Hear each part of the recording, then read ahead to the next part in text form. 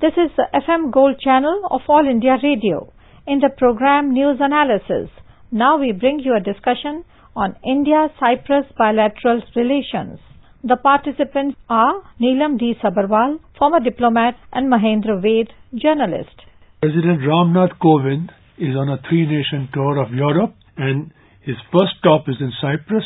He is already there, and a lot of interaction has taken place with his counterpart, President Nikos Anastasioudas. Two MOUs, Memoranda of Understanding, have been signed, and he has addressed the Parliament there, House of Representatives. Ambassador Sabharwal, how do you view this visit? Actually, I think it's a matter of great satisfaction to see the steady momentum of high-level visits between India and Cyprus.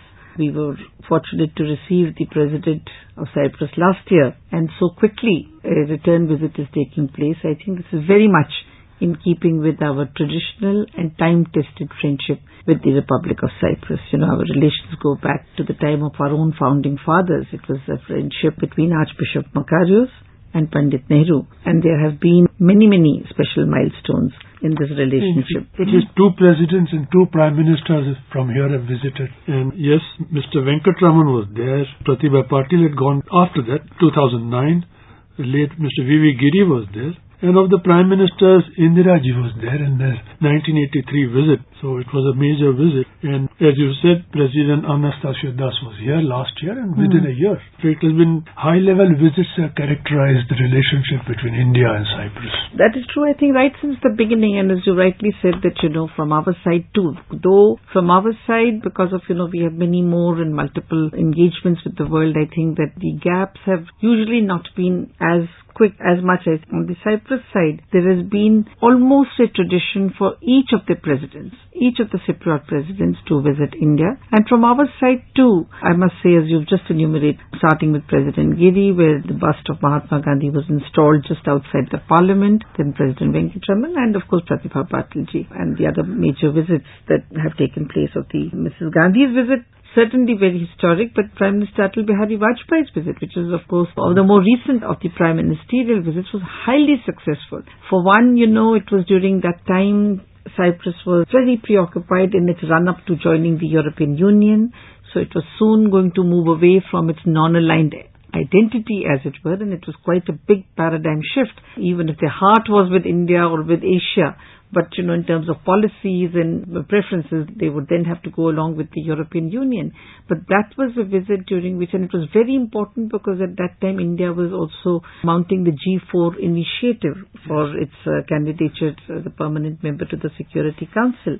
And Cyprus, I remember, in a loud and clear voice, they supported India's claim for a permanent seat. And G4 is very much the thing even now. India is, along with Japan, Germany and Brazil, and consistent support coming from Cyprus to India's quest for a place in the UN Security Council. That is true, and let me just say in that it is not as though Cyprus has not faced pressures from other major powers or other players, because they have friends, they have very good friends within the European Union, and as you know, the G4 initiative was not so readily supported by other members in European Union, who were then looking at, a kind of a rotating seat for EU or other EU members.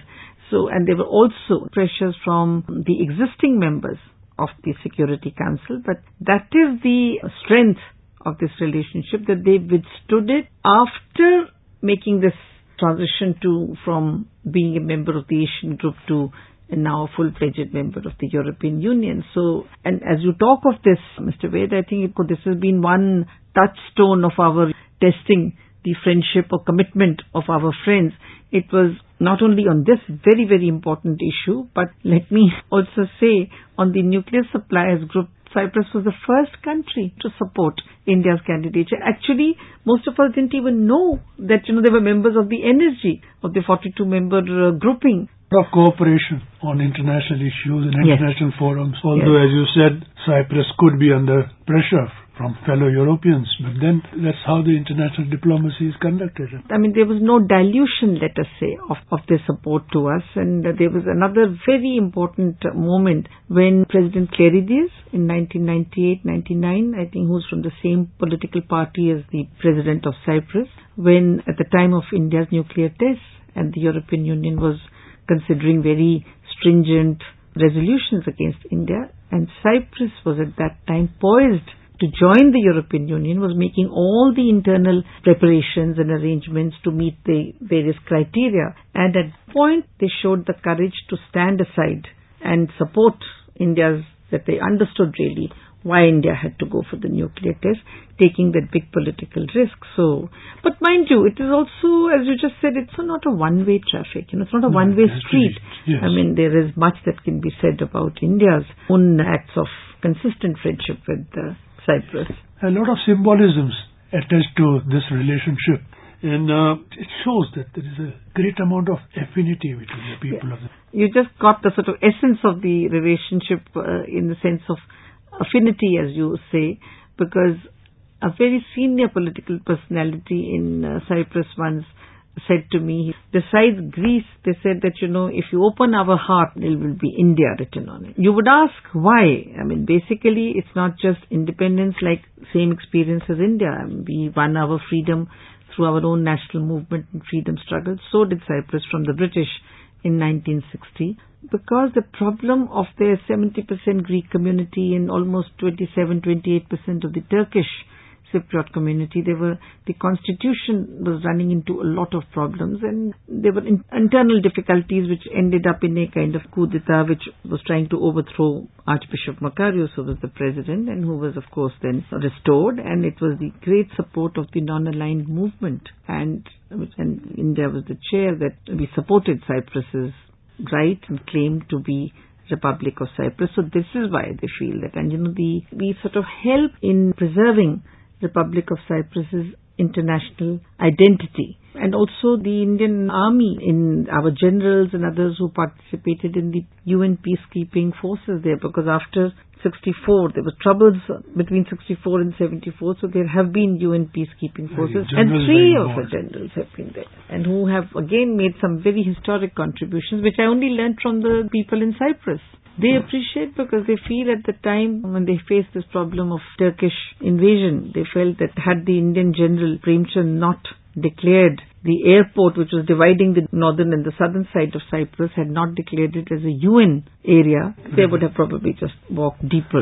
President Kovind has formally once again thanked Cyprus for the support to the UNSC. 2 MOUs have been signed. Now one deals with money laundering and cooperation in financial matters, and the other is in the field of environment. The noteworthy part is that Cyprus is the 8th biggest investor in India. About $2 billion worth of investments have been made, and President Kovind has really pitched for India, one of the fastest growing economies and a very friendly investment destination. And the thrust is on IT and IT services, in which tiny Cyprus can do a lot. In fact, our present High Commissioner, Mr. R.K. Raghavan, and I see a special article in one of the papers out there, and where he says that there is so much that the 2 countries can learn from each other. That is true. It is not just the traditional political cooperation and this traditional friendship and our steadfast support to each other on matters and issues of vital national interest, but also there has been a steady expansion of the economic cooperation, cultural cooperation, including now into the new areas of India's strength. And as you said very rightly, here is Cyprus, which is, a country of less than almost 1 million, and with such a high per capita and very high human development index. Having said that, economy, of course, basically is services. They're very strong in services, banking, investment, accounting, and so on. And the second is tourism. Third, now for the last few years, they have been wanting to make the third pillar of their economy in order to introduce a degree of stability and predictability, because the other 2 are little more, tend to be susceptible to external pressures. So in that aspect, as you have very rightly said, they see a lot of potential, and the President is spot on, I think, in highlighting the opportunities now for Cyprus to benefit from India's advances in IT-enabled services, biotechnology, pharmaceuticals, and, renewable energy, and non-renewable. These are the fields, innovative, more or less in a kind of innovative platform where their economy, tiny as it is, they cannot absorb your consumers' surpluses. They're not a market in that sense for those kind of goods, but they certainly are for this very sophisticated segment, where in the past, of course, the Indian companies have done a lot of projects, in the shipping, in power and so on. But the new areas, as you just mentioned, actually open up a lot of possibilities in both ways. What are the areas where Cyprus has invested in India? I used to always wonder, how could it be that they would, again, but because being very, very, I just cited the indicators, actually a very developed economy. In fact, in recent years, because after joining the EU, there was perhaps, and also joining the Eurozone, that might have been a little hard for Cyprus because they were adversely impacted by the Eurozone crisis in 2011 and so on. Otherwise, in fact, I remember they were yet higher, I think, than 8 before they joined the European Union, perhaps because it was always an offshore. It was a center for offshore business activities. But after joining the European Union, I guess these are the very sectors, I think, was the financial services and so on, high end of the services sector, and our own people who are wanting to set up their projects in all the sort of new areas as they come up. We already have a lot of Indian interpreters out there. I would say not a lot. There could be a lot more. But then when I used to also, when I was there, I used to try and promote more. I would even now probably urge that they can be, European Union as a whole can have slightly more open and receptive policies when it comes to movement of human resources, of the personnel from third, not the EU only, but third countries as it were. There is scope for more, but when you think of the total size and the total number, of course as India's representative or as the Honorable President would have felt, there can be so much more. Indians have gone there for higher education. Actually, I'm glad to hear that the number is increasing, as it is increasing in the mainland and the continental Europe also. It is actually both the high-end skilled workers, that is the IT, because there are these IT firms. There were some very big names, Cyprus firms, which were bringing, just like in other European countries. Then there's also the low end, the unskilled, because they have huge farmlands, just like Germany used to get, Ireland used to get.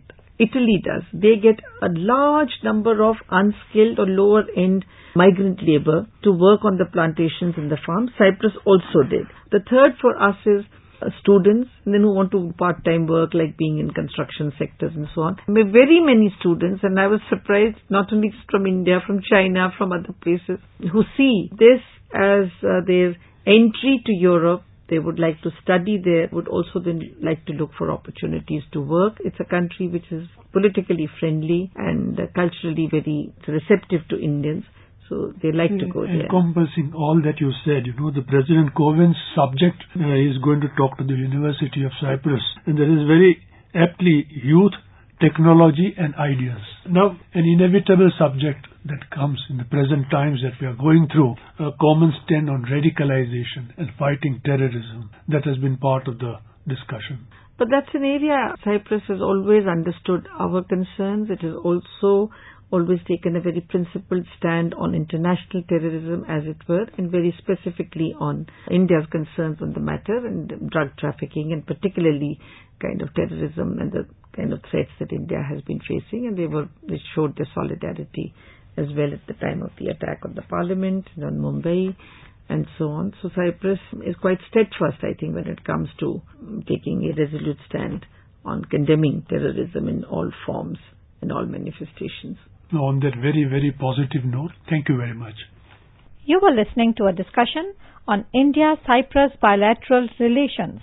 The participants were Neelam D. Sabarwal, former diplomat, and Mahendra Ved, journalist. This program was produced and presented by the News Services Division of All India Radio. This program is also available on our website newsonair.nic.in. You may email your opinion about this program at airnsttalks@gmail.com.